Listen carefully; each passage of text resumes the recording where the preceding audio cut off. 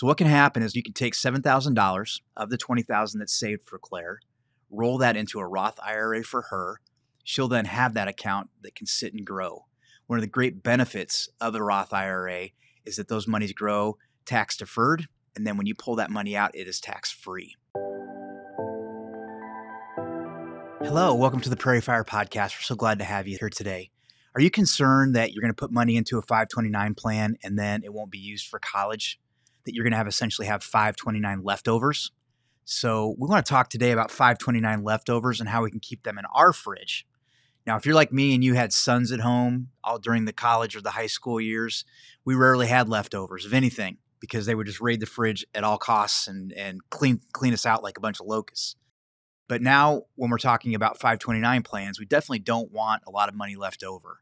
And I see that the 529 plan in general, the college savings plans, are underutilized in many cases. And I think this is because a lot of parents have concern that I'm going to put money in here and it's not going to get used, or even a grandparent's putting money in and it's not going to get used. And so we want to cover today just a quick overview of 529 plans and how they work. There's a lot of content out there about those that you can learn more, but also why then they're underutilized and how we can better understand when we can take the money out, and then some exciting new rules that are available for funds that may be left over. And so I want to start with just a quick scenario of a family, and similar to what we see all the time when we're working with our families. We'll call these folks the Pritchards, but let's say they have 3 kids. The first one is a very, very good student. So it's excelled in all of the AP placement classes, has a lot of credits applied for college already, just a very good student, does well in all the tests, etc. So when applications are made to schools like MIT and Johns Hopkins, they're finding out that she may not have to pay anything, that there are a lot of student awards and merit-based academic awards available for her. So here they've socked away, let's say $50,000, and they're not going to need much of it all because of her free ride. The second kid then is the athlete, and he's a great lacrosse player, has a lot of skills in that area, really wants to play lacrosse when he gets to school, applies to a number of great schools, gets in, and does get a few athletic scholarship offers, but they're around $3,000 to $4,000 a year, and the school costs well over $100,000 for 4 years. So the $50,000 they save for him isn't going to be nearly enough. Then their third child is an artist, very creative, good at art, good at music, and wants to go to school for music or for art, but hasn't decided quite what route she wants to go. So she's going to examine her options, may not even go to college right away, try a few things out first. So you can see with this family, we've got a few different concerns. One, we've got one that's not going to use any of the money that we've saved. Second, we've got one that's going to use a ton of it, maybe more than we have ready. And then a third with just a lot of, I'm not sure what's going to happen to this. So let's briefly talk about what 529 plans are. They're really designed for saving for education. And the government will give you some benefits if you do that, if you save and then use these funds for education. Primarily, if you put the money into the accounts, they can grow tax deferred while they're in the 529 fund. And then once they're used for educational purposes, qualified withdrawals they're called, you're able to take that money out and not pay any taxes on the growth. So let's use an example. Let's say the Pritchard started with $15,000, and over time it grew to the $50,000 for their first student. Okay, great. They've made $35,000 in their capital gains, dividends, all that. It's grown nicely over time. If they were to pull that out in a regular account, they would be taxed on that growth, capital gains, all of that sort of good stuff. In this case, if that money is then used for their student instead, they would not pay taxes on that growth and that gain. And so there are penalties and things like that if the rules aren't followed. But generally speaking, you're able to pull that money out for things like tuition and books and all that kind of fun stuff, and then not have to pay taxes on the growth there.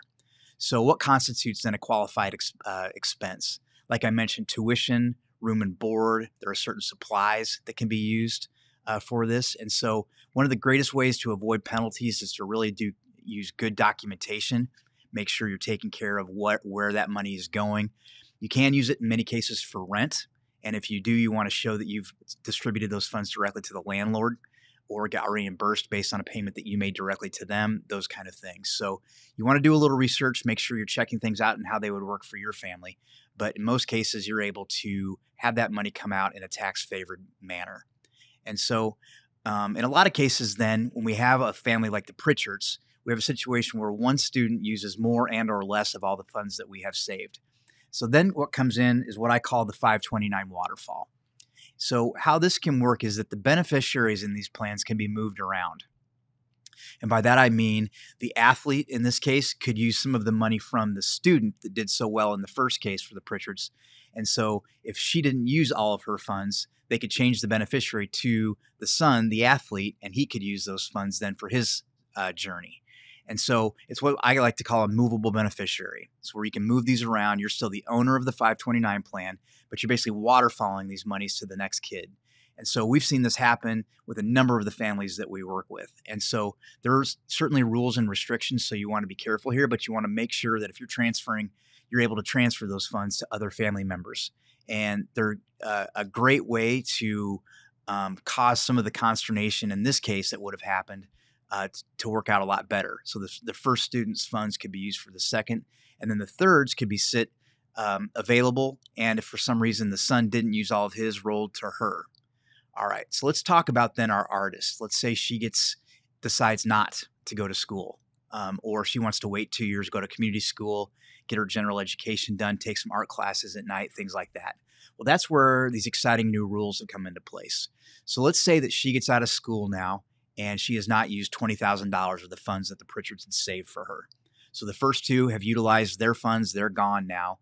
And we've got $20,000 left for our last student. We'll call her Claire. So Claire spends 2 years going to a community school, art classes. She gets done then after going to art school, gets a job, and she has $20,000 left. So what these new rules allow for is that those 529 leftover funds can now be rolled into a Roth IRA for Claire.